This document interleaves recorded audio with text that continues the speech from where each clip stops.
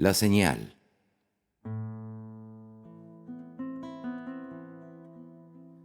Esta historia me la contó mi papá. No sé si es verdad, ni siquiera sé por qué. No tienes más explicaciones de tiempo, personajes y fechas. Lo único que repite es que esto se lo contó su madre anciana, que se lo contó mi abuelo, cuando mi papá era chiquito. Papá tenía 4 años cuando murió el abuelo, así que ella fue la encargada de narrarle los hechos como pasaron. Según cuenta, todo comienza con la urbanización de Concordia, más precisamente con la construcción del cementerio viejo. Es más, dice que por esa época el único cementerio que había estaba muy céntrico, más o menos por Quintana y Brom, o por ahí cerca, no lo sé, pero que medía solo 1 cuadra, así que se decidió hacer uno más grande. Por aquella época no había empresas de construcción como ahora, ni siquiera gente especializada. Algunos tenían la suerte de tener estudios, otros solo la maña. Pero viendo y preguntando se convertían en excelentes albañiles. Por eso era muy frecuente traer gente idónea en construcción desde otras provincias. Los changarines especializados, estaban bajo la supervisión del arquitecto, con suerte, o el más diligente que apareciera en escena para realizar el proyecto. Y muchas veces, se organizaban entre ellos formando pequeñas sociedades para trasladarse en grupos de 2 o 3 por diferentes lugares de la provincia. Así, cuenta mi papá, llegaron a Concordia del 1850 este grupo de 3 changarines correntinos. Todavía era una villa, fue ciudad en 1851. Para ponernos en contexto, todavía vivía Urquiza hasta 1870 en que es asesinado. La Villa de la Concordia tenía 2 imágenes, la del día y la de la noche. La del día mostraba un caserío bajo con calles de tierra, gente de campo a caballo, sulky o carretas, cuyo escaso movimiento se veía sobre todo alrededor de la plaza. Y la de noche, una villa oscura y peligrosa. Aún no había alumbrado público y para moverse eran necesarios los faroles. Había un destacamento militar, pero no ejercía papel de policía. Como era de costumbre, se organizó un campo cerca de la construcción. Allí se instalaban en carpas o tolderías mal armadas el conjunto de todos los trabajadores que harían el cementerio. Cocinando donde podían, comiendo como podían y durmiendo si podían.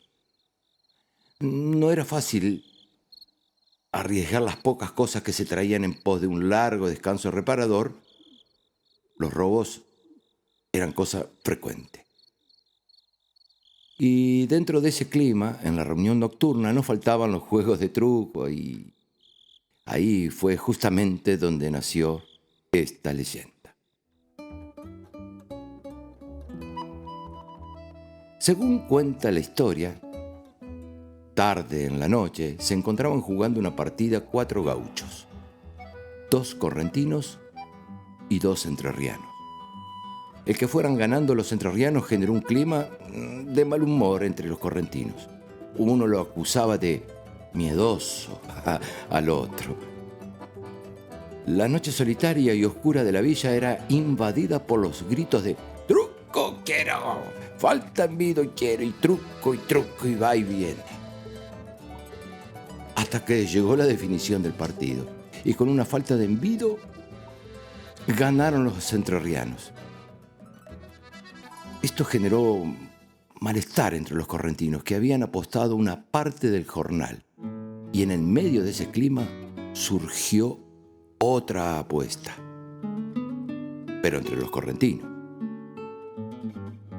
Dando vueltas sobre los temores de sus compañeros de juego, un correntino lo desafió al otro a que en plena oscuridad no se animaba a ir hasta la mitad del nuevo cementerio a clavar su facón en la tierra para marcar el lugar donde emplazarían la cruz principal y dar un zapucay y emprender el camino de regreso hasta el campamento a 300 metros. Todo en la más absoluta oscuridad.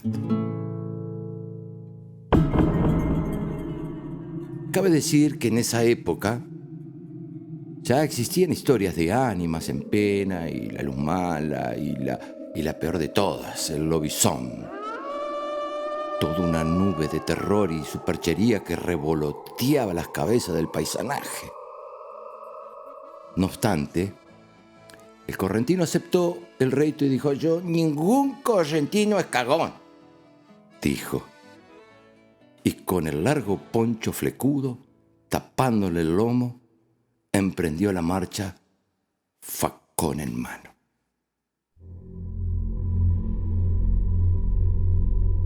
Los primeros metros recorridos fueron seguidos por los que todavía estaban despiertos. De a poco, su figura se fue perdiendo en la oscuridad, escuchándose cada vez más débil el ruido de las pisadas sobre las piedras flojas, hasta que desapareció por completo. Entonces esperaron. El zapucay sería la señal que estaría en el sitio indicado, clavando el puñal, el centro del cementerio. Eso sería constatado a la mañana siguiente. De repente, la noche se inundó de un largo zapucay correntino.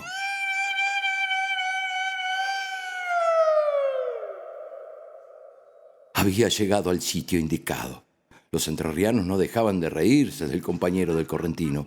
Había perdido 2 apuestas en la misma noche. Solo le restaba esperar, verlo llegar para culminar el reto.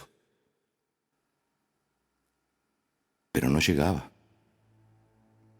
20 minutos, media hora, 2, y no llegaba. Y en medio de tanta duda no había nadie con el coraje de internarse en la inmensa oscuridad para buscarlo. Así llegó el alba. Todos los que estaban al tanto salieron presurosos en busca del apostador, recorrieron los 300 metros y ahí estaba, en el suelo, muerto. Una jugada del destino no permitió que ganara su apuesta.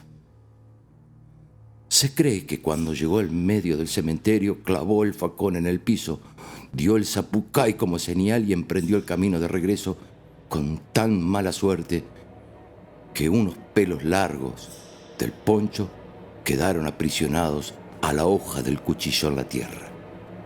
Parece que cuando caminó sintió que alguien lo tomaba del poncho y no lo dejaba avanzar. Fue tan grande el susto en la oscuridad que el médico que vio el cadáver constató que murió por un problema del corazón.